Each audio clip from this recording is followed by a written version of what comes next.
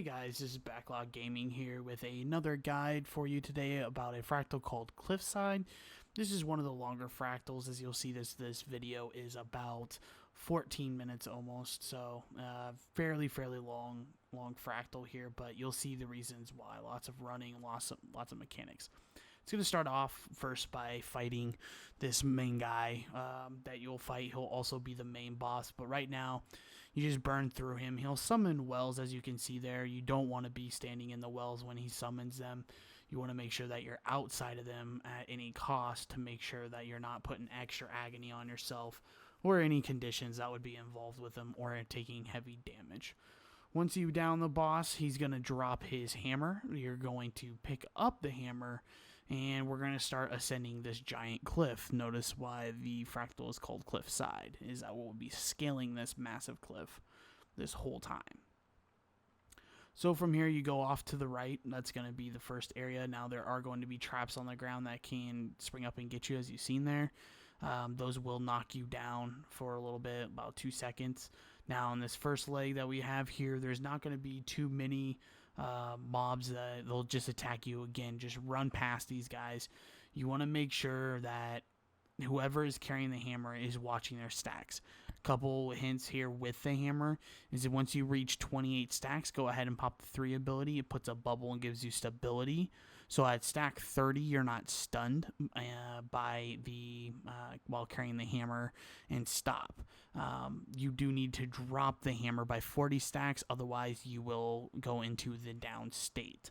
So always keep that in mind. You'll see them right with your boons. Right underneath your boons, you'll see the debuff of the hammer stacks as they count up. So at this next section that we have here, we have 2 seals that we have to break. The best way to do this is to kill the mobs one at a time. Once you kill them, you want to use the 4 ability on the seal in order to damage it. Now, you want to square up to the seal exactly in front of it to make sure you are hitting the seal. If you're off to the left or the right, sometimes it does miss, and this can be annoying. You may see that happen in this video. I don't know. But pretty much, you kill the right seal, you kill the left seal with these mobs. They'll keep respawning, so if you kill all of them right from the get-go, don't worry. It's not the end of the world. So basically, we go further from here as we waste the seal that you'll see there. Okay, now we are going to head off to the left. Again, there are spike traps here going forward that you'll see popping up on the screen. Now, this brings us to the first obstacle, basically, of ascending this. Now, you will see currents of wind blowing across out of those golem-looking heads. What you want to do is make sure that you don't get hit by those. If you do get hit by them, they will push you off the ledge. Now, if the member carrying the hammer sometimes can glitch and the hammer won't spawn, causing you having to restart the entire fractal. This can happen, so I don't know if they fixed this recently, but it's something to watch out for. If you're carrying the hammer, take it extra slow. Give your friends swiftness and whatnot so they can make it up that tier. After you do that, you're going to run across more hallways again with more traps in them. Just keep powering through. So you turn left at that plank, and then we're going to head back into another hallway, and then up some stairs. So when we get to this next section, again, we're going to have another type of mechanic that we're going to have to do. It's going to require teamwork. Not somebody can hold the hammer for the full time in order to do this. Now, I believe we only have 1 seal this time. Basically, with this 1 seal is that we just need to damage it. Now, the best place to stack, and you'll see on my screen, is right to the left of the seal. So you don't want to be standing in the middle of those fire fields. You will take heavy damage if you do stand in them. So you want to stand on this little section to where they may not intersect, and you will luck out and not get hit by them. So from there, again, you just kill the mobs that are coming here. Use the 4 ability on the seal. Don't forget, if you are holding the hammer and you're at 28 stacks, pop that 3 ability because it takes a while to activate. If you wait until 29, you're going to activate it too late, and you end up getting stunned, and then you stand there and look stupid. So just remember that, guys, is that you want to basically be keeping the flow going as you do this. So I believe we almost have the seal down, so may just have a little bit more. All right. So as you guys can see, again, don't stand in the fire fields. They do a lot of damage. I can't explain that enough. If it's red, it's bad, so stay out of it. So at least if you have to. If you have to go up to square up to it to hit the 4 ability to break the seal, to actually hit it, and you have to go in the flame, go ahead and do it. It's not the end of the world, but it's not ideal. Just be sure that you dodge out of it once you go back. You don't want to continue to stand in it for long periods of time.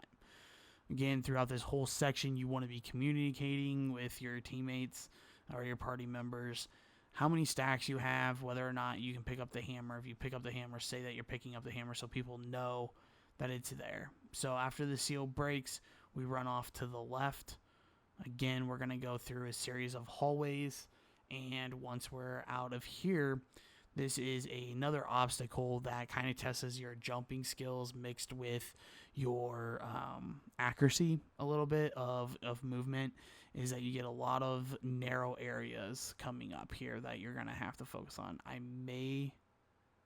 Let's see here. I may have struggled with this a little bit, or I might have done it good. Nope, it appears I did it good. So as you can see, is you have very narrow planks, very narrow walkways in order to get this done. So once we get to the top, we are faced with a mechanic that there's a left seal and a right seal.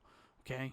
Now, what we recommend is that you target one of the enemies on the left side and you never kill this enemy once you target him. You'll see us target the one on the far left right there, and then on the right, we'll kill him first, go ahead and bash the seal, and then we're only going to be killing mobs on that right. I guess it would technically be the left seal, maybe, on the far seal away from where we started. And then we'll run back across and keep doing this until we break both seals. Now, this will take a while, so a couple of tricks here is make sure you're stacked in the corner right here that we're heading towards. Stack right there in the corner, right there in the pocket. So when you are pulling the mobs, they're not just hitting you with a whole bunch of ranged attacks and stacking a lot of vulnerability on you. From there, again, you use the shield, use the 4 ability on the seal. That basically hits it. Now, you can't just focus on one because it does get kind of a bubble shield on it. So you have to alternate. So the easiest way to do this to make sure that the right seal is not healing a lot is to make sure that there's only one chanter over there healing the seal at a time. If you kill him, it's going to spawn like 5 or 6, and you'll be in a struggle from the get-go. It's really hard to recover from that. So just make sure that nobody kills a targeted individual. He'll even follow you in the hallway. Go ahead and ignore him and just focus on the mobs that you know you can kill, which are coming right from the left seal that we have here. Now, this is the 3rd tier that we have of 4 in this fractal, so you guys will notice that it is kind of a long fractal. This is probably the longest part that you'll have right here. In order to basically get to the final boss, it does take a while. So again, I cannot stress enough in this fractal that you communicate with your party members how many stacks you have when you can't pick up the hammer and who needs to pick up the hammer, and have that coordinated so you guys are seamlessly transferring the hammer to people with the right that should be picking it up and using it and knowing how to use it. So you're not struggling at this point to where you can't down a certain seal or do something. So as you can see, boom, we broke that seal. Now we only have one more left. Now you can take the hammer over to the other mob now that is targeted, kill him, use the 4 ability, smash that seal, and then you can move on to the last boss after another obstacle on the cliffside. So as you can see, we go here, we kill him, then use the 4 ability, smash that seal, and then everybody heads over here to the right. Now, at this point, you do not need the hammer anymore. You can leave the hammer. The main boss is going to have a hammer. You'll see me here swapping out for some stability. I find this section very frustrating on this next part because it just is fucking annoying to me. of timing it. These little explosion things will knock you up and knock you off the ledge, basically causing you to go into down state. As you can see by our party member there on the left, he got knocked off. So I pop stability, I run past everything, and if I get hit by a couple, I get hit by a couple. Normally, when I do this, I can get near the end before my stability runs out with that signet. So it is kind of a cheap way of doing it, but that's what I do. Because normally you're going to be waiting for somebody. At this point, that signet will come off of cooldown. You'll be able to swap it back into your set to where you'll be using utility like the precision signet, in this case in the warrior.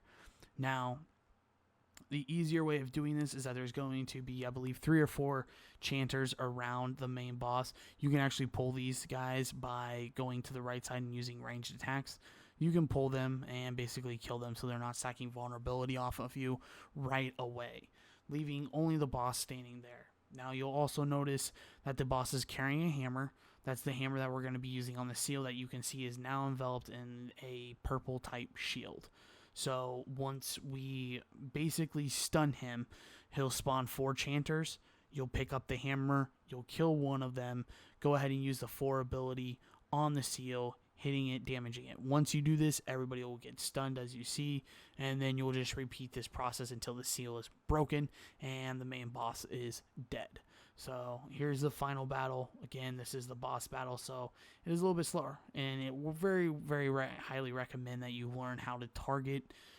If you haven't already done that, you should. You can change the key bindings in the settings. I make mine C for call target, so I can just hit C real fast on my keyboard, and it calls that target to let my party member know, hey, I need to attack that. That's also good for pugs, and it's also good for people in TeamSpeak because they don't have to ask which one are we going to, and then we have to make a decision. The guy with the hammer is hitting the wrong one, and then we have to go and hit that one instead of hitting the one that I targeted. So again, you'll summon the wells that you were seeing in the first area. This is the daze that happens after you use the 4 ability on the seal. So you'll be dazed for a couple seconds. I believe it's like 3 or 4 seconds that you'll be dazed. Again, don't stand in the hills. If he does teleport you away into a cage, just go ahead and auto attack to basically break that cage and then head back towards the boss. So there's a couple frustrating kind of frustrating tactics that are here that he uses with a teleportation. His final form, he'll summon basically two devours, and he'll constantly blow up and cast agony on people. That can hit hard. I highly recommend, if you can, dodge the light phase, I believe is what they call it. But essentially, this one is just really time consuming. It's not hard. It is mechanic heavy, and if you guys have good communication, you'll be able to basically succeed very fast with it and get through it within roughly 15 minutes, which isn't bad.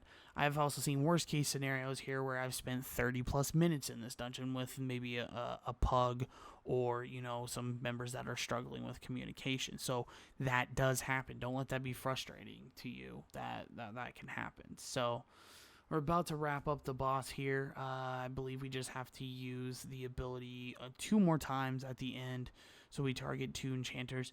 Now, any time that you kill one and then you use the 4 ability, you want to make sure that you kill the chanters before you go back to DPSing the boss.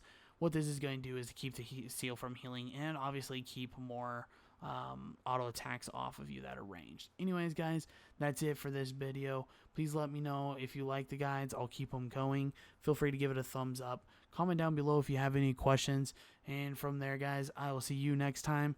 I'll leave you with this scene of the giant that we just freed off of the cliffside walking away. Anyways, that's it for me today. You guys have a great day.